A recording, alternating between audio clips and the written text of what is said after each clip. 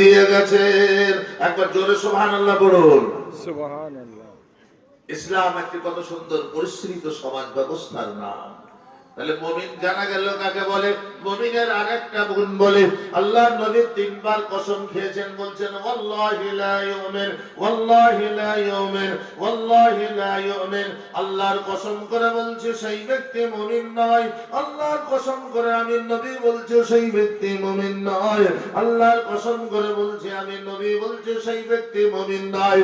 কিলা ইয়া রাসূলুল্লাহ, সাহাবা জিজ্ঞাসা করলেন আল্লাহর নবী গো, আপনি মুমিনদের কোন লোকের জন্য কসম খাচ্ছেন যে আপনি সে মুমিন নয়? আপনি নবী তো মিথ্যা কথা কখনো আপনার জবান বলে না, আপনি মাসুম বেগুনাহ, আপনি সবচেয়ে পৃথিবীর সবচেয়ে বড় সত্যবাদী, আপনি কসম খেয়েছেন যে সেই ব্যক্তি নবী নয়। কোন লোকের জন্য বলছেন? আল্লাহর নবী সাল্লাল্লাহু আলাইহি ওয়াসাল্লাম ইরশাদ করছেন, আল্লাযী লা ইয়ামানু জারুহু বাওয়াজিকা।